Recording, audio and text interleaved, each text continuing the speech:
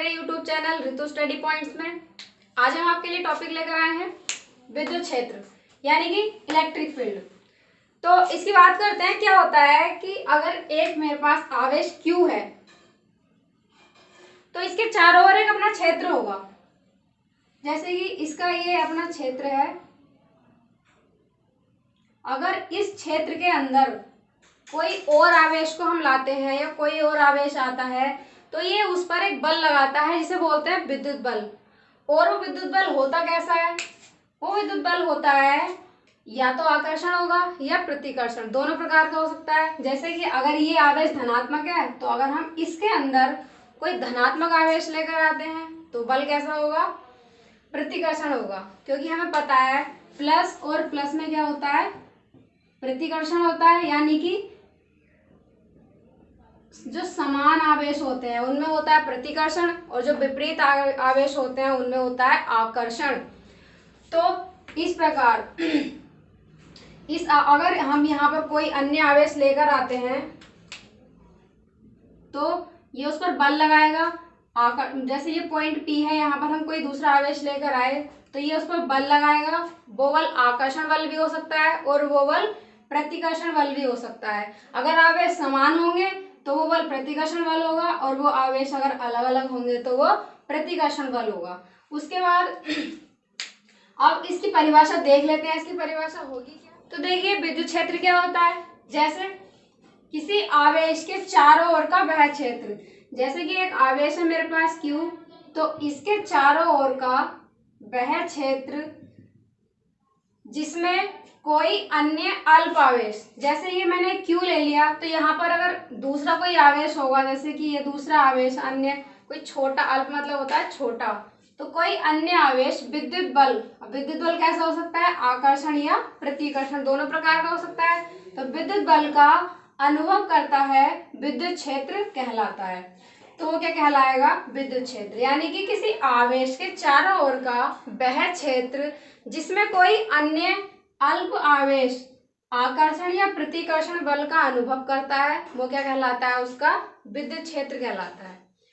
अब यदि इस विद्युत क्षेत्र में इस आवेश के कारण मुझे विद्युत क्षेत्र की तीव्रता निकालनी है तो उसके लिए मुझे यहाँ इस पॉइंट पर, जैसे ये पॉइंट P है, तो मुझे यहाँ पर रखना होगा एक छोटा सा धन परीक्षण आवेश, एक छोटा सा परीक्षण आवेश जिसे क्या बोलेंगे? Q note. तो मुझे क्या रखना होगा यहाँ पर?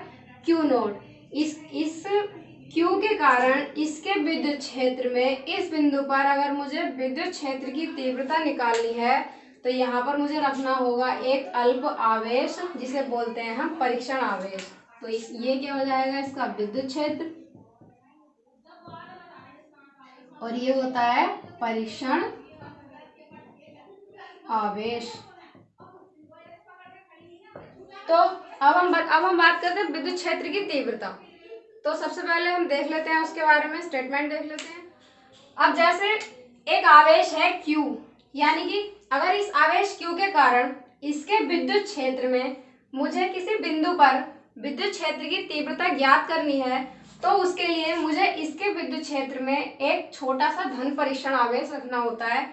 जैसे कि मैंने यहाँ पर एक धन परीक्षण आवेश रखा Q नॉट बोलते हैं इसको, ये होता है परीक्षण आवेश। उसके बाद अब जैसे ही हम इस Q नोट को इस Q के विद्युत क्षेत्र में रखेंगे तो ये Q क्या करेगा? इस पर बल लगाएगा।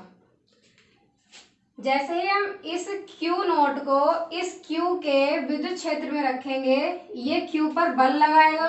और कितना बल लगाएगा? ये F बल लगाएगा, F बल लगाएगा। और अगर इस F बल को इस Q नोट से हम डिवाइड कर दें यानी कि भाग कर दें तो यहाँ से जो हमें प्राप्त होती है वो क्या होती है? विद्युत क्षेत्र की तीव्रता।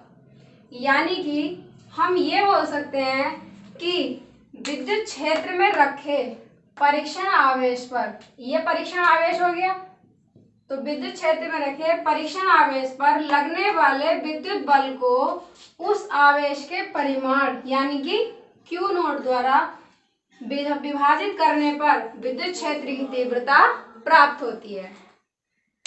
एक बार हम फिर से देख लेते हैं कि अगर हमें किसी आवेश के कारण उसके विद्युत क्षेत्र की तीव्रता ज्ञात करनी है तो उसके लिए हमें उसके विद्युत क्षेत्र में एक छोटा सा परीक्षण आवेश रखना होता है। और जैसे ही हम उस परीक्षण आवेश को उसके विद्युत क्षेत्र में रखेंगे तो ये आवेश Q उस पर बल लगाएगा और अगर उस बल को हम Q नॉट से यानी कि परीक्षण आवेश से विभाजित कर दें तो वहां से हमें विद्युत क्षेत्र की तीव्रता प्राप्त होती है। और एक चीज और देख लेते हैं, जो विद्युत क्षेत्र की तीव्रता E होती है वो कैसी होती है, सदिश होती है। और सदिश क्या होते हैं, सदिश वो होते हैं जिनमें दिशा और परिमाण दोनों होते हैं, इसीलिए इस E को हम वेक्टर के द्वारा दिखाते हैं। सदिश होती है और इसकी जो दिशा होती है वो क्या होती है, वो बल की ही दिशा में होती है। अब इसका हम लॉजिक समझें तो लॉजिक क्या होता है, लॉजिक यहाँ पर जो F होगा F is equal to Q द्वारा Q नॉट पर लगाया गया बल। ये क्या होता है, F होता है, F Q द्वारा Q नॉट पर लगाया गया बल। उसके बाद अगर हम इस विद्युत क्षेत्र की तीव्रता का लॉजिक समझे तो लॉजिकली क्या होता है कि Q0 द्वारा लगाया गया बल कितना है, Q0 पर लगाया गया बल कितना है, F है। तो एकांक आवेश पर लगाया गया बल कितना होगा, F अपॉन Q नॉट। इस प्रकार से भी समझ सकते हैं हम विद्युत क्षेत्र की तीव्रता को। उसके बाद हम बात करते हैं अगले टॉपिक की। अब जैसे कि अब हम देखेंगे बिंदु आवेश के कारण विद्युत क्षेत्र की तीव्रता, मतलब एक बिंदु आवेश के कारण हमें विद्युत क्षेत्र की तीव्रता ज्ञात करनी है। तो उसके लिए हम क्या करेंगे कि माना विद्युत क्षेत्र में एक बिंदु O, ये है, ये बिंदु O है, इस पर एक आवेश रखा है Q। इस बिंदु O पर Q आवेश रखा है। अब इस Q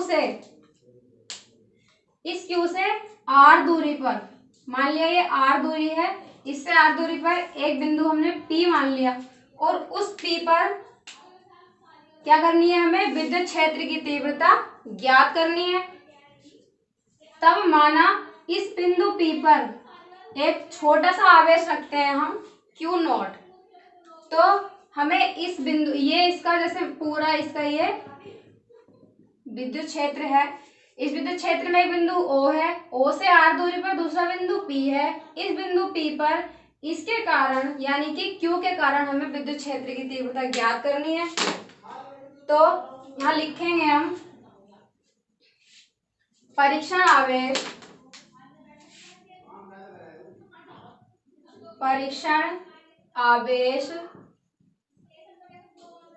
Q नॉट पर Q द्वारा लगाया गया बल। अब इस बल को हम किससे, कौन से नियम से लिखेंगे, कूलाम के नियम से। इस बल को लिखेंगे हम कूलाम के नियम से।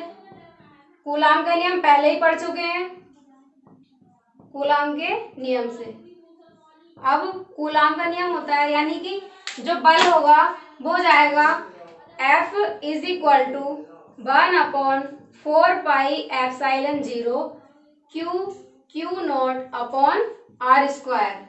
ये Q और Q नॉट हो गया, इसके बीच की डिस्टेंस R है, यही हमारा कूलाम का नियम होता है। तो F is equal to 1/4 pi epsilon 0 Q into Q not upon R square. ये क्वेश्चन फर्स्ट हो गई हमारी। उसके बाद अभी हमने पढ़ रखा है विद्युत क्षेत्र की तीव्रता की परिभाषा क्या होती है, यहां से लिखेंगे। इसलिए विद्युत क्षेत्र की तीव्रता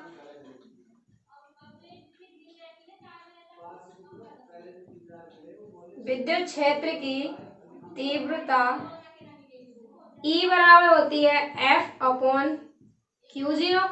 अब यहां से क्या करेंगे यहाँ से इस समीकरण 1 से F की वैल्यू हम यहाँ पर रखेंगे। तो F की वैल्यू रखेंगे तो विद्युत क्षेत्र की तीव्रता हो जाएगी E is equal to 1/4πε0 Q not upon R square, और पूरे के अपॉन में क्या आ जाएगा Q नॉट। अब इस Q नॉट से ये Q नॉट कैंसिल हो जाएगा, तो यहाँ से जो E की वैल्यू निकलेगी E इज इक्वल टू आएगा 1/4πε0 into Q upon R square. ये आई विद्युत क्षेत्र, एक बिंदु आवेश के कारण विद्युत क्षेत्र की तीव्रता। अब यहाँ से अगर हम इसके ग्राफ की बात करें, यहाँ से हमें देखने को मिला कि जो E है वो E प्रोपोर्शनल है, E प्रोपोर्शनल 1/R स्क्वायर। तो अगर हम इस E और R के बीच ग्राफ लेंगे तो वो ग्राफ आएगा इस तरह से। ग्राफ किस किस के बीच में ले रहे हैं हम, E और R के बीच अगर हम ग्राफ लेंगे तो इस प्रकार से आएगा। और ये जो ग्राफ होता है ये व्युत्क्रमानुपाती ग्राफ होता है। जो व्युत्क्रमानुपाती ग्राफ खींचा जाता है वो इसी तरह से अलग तरीके का ग्राफ होता है, स्पेशल तरीके का। अगर हम E और R के बीच ग्राफ खींचेंगे तो वो कैसे खींचा जाएगा, E और R के इस तरह से। उसके बाद अगर हम E और 1/R स्क्वायर के बीच ग्राफ खींचेंगे तो ग्राफ कैसा आता है, एक सरल रेखा के रूप में आता है। इन ग्राफ की बहुत ज्यादा पूछा जाता है एग्जाम में, इसलिए ग्राफ को समझना जरूरी है। तो इस प्रकार से हम बिंदु आवेश के कारण विद्युत क्षेत्र की तीव्रता ज्ञात कर सकते हैं। अगर आपने मेरी पिछली वीडियो नहीं देखी है, जैसे कूलाम का नियम है, कूलाम के नियम की वीडियो आप पीछे जाकर मेरे चैनल में जाकर देख सकते हैं। अगर आपको मेरी वीडियो पसंद आई हो तो शेयर करें, लाइक करें और मेरे चैनल को सब्सक्राइब करना ना भूलें।